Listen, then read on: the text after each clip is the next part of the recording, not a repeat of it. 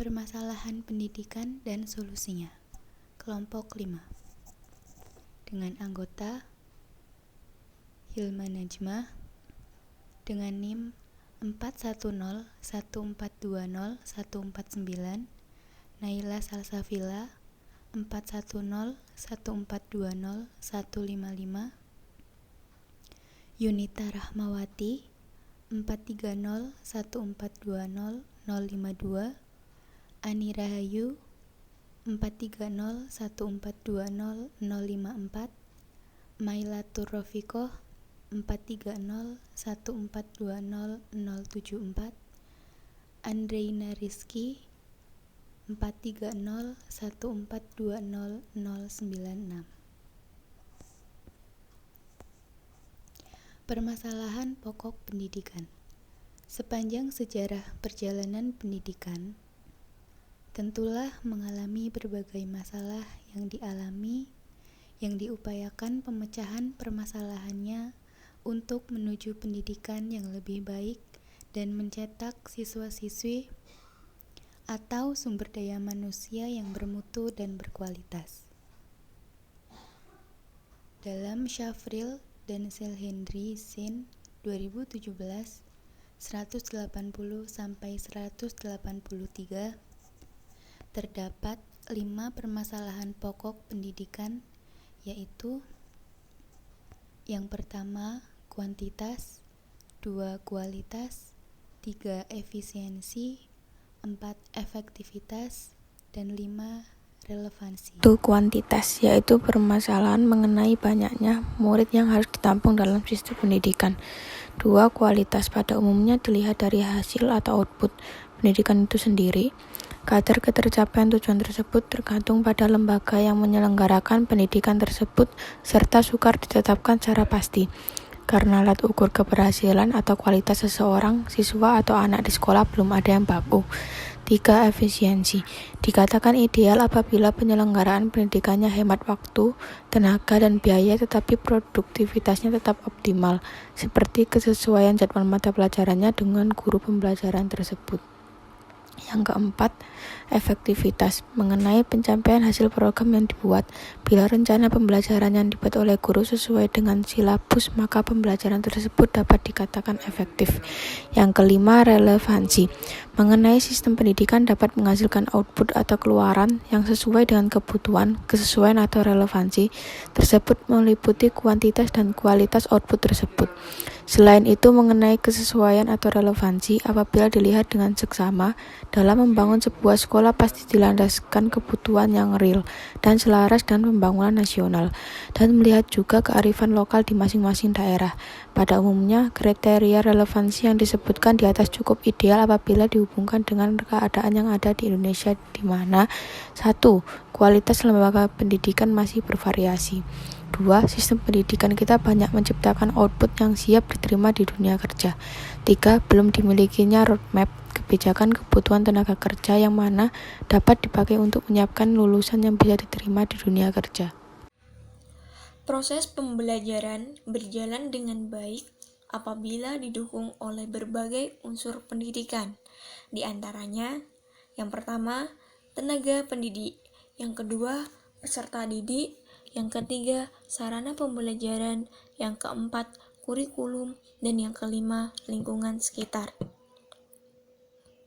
Sebagai contoh, apabila unsur sarana yang ada di sekolah tersebut lengkap, sedangkan tenaga pendidik kurang terampil, hal ini menyebabkan kurang optimalnya proses pembelajaran dalam rangka meningkatkan kualitas dan hasil belajar. Solusi yang dilakukan untuk mengatasi masalah pendidikan. Berikut solusi yang dapat dilakukan untuk mengatasi permasalahan pendidikan yang ada di Indonesia.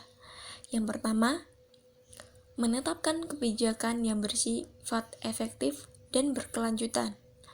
Yang kedua, memberikan dana untuk meningkatkan fasilitas pendukung pendidikan. Yang ketiga, meningkatkan kualitas tenaga pendidik.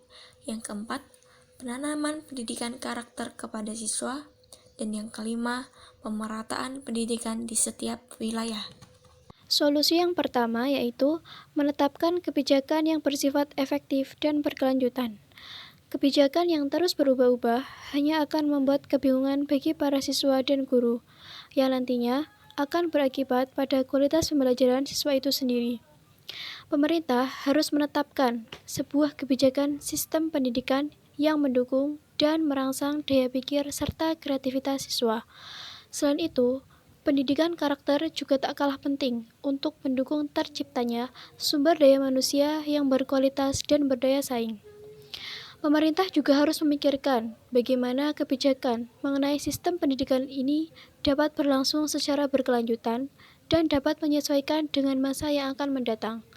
Hal ini agar kurikulum yang sudah dibuat tidak mudah untuk berubah-ubah.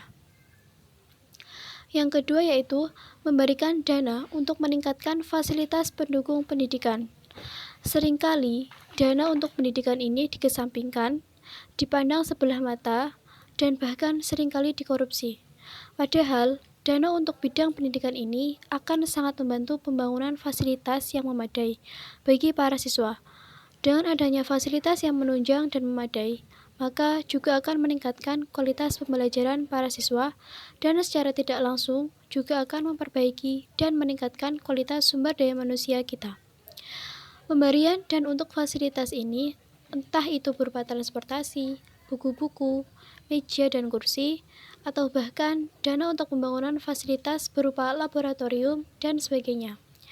Jika kita bercermin pada pemerintah Finlandia yang sangat memperhatikan pendidikan untuk rakyatnya, sehingga mereka tidak segan untuk mengeluarkan dana hanya untuk meningkatkan mutu pendidikan mereka. Meningkatkan kualitas tenaga pendidik. Seperti yang telah dipaparkan tadi, para tenaga pendidik yang ada di Indonesia makin sedikit yang memiliki kualifikasi yang layak. Kualitas dari tenaga pendidik ini perlu diperhatikan. Hal ini karena tenaga kependidikan sangat berperan penting dalam pembentukan sumber daya manusia yang berkualitas. Selain itu, para tenaga kependidikan harus mampu memberdaya gunakan sumber pembelajaran yang lain beraneka ragam dan menarik bagi para siswa. Di samping itu, PKG atau Pusat Kegiatan Guru, MGBS, Musyawarah Mata Pelajaran, perlu diperhatikan dan dikembangkan agar pengembangan dari para guru dapat ditingkatkan. Penanaman pendidikan karakter kepada siswa. Pendidikan berupa pengetahuan memang sangatlah penting, terutama di era 4.0 sekarang ini. Namun perlu diingat, pendidikan karakter juga tak kalah penting dalam kehidupan sehari-hari. Sebuah ilmu tanpa didampingi dengan akhlak yang baik, maka sama dengan sia-sia. Sekarang ini, akhlak dari para generasi sekarang seolah mengalami kemunduran. Contohnya saja, banyak kasus murid terhadap gurunya yang sekarang marak terjadi. Selain itu, rendahnya karakter ini juga akan mempengaruhi kualitas sumber daya manusia kita. Misalnya saja seperti kasus penyuapan, korupsi, dan lain-lain yang merupakan sebuah cermin dari rendahnya pendidikan karakter. Hal-hal kecil seperti misalnya menyontek bisa berakibat besar ke depannya. Oleh karena itulah, pemerintah harus membuat sistem pembelajaran yang dapat menghubungkan pendidikan yang beraspek pengetahuan dan akhlak. Selanjutnya adalah pemerataan pendidikan di setiap wilayah. Hal yang sangat diperlukan lagi-lagi adalah masalah dana. Jika ingin melakukan pemerataan pendidikan secara menyeluruh, tentunya dibutuhkan biaya yang cukup besar.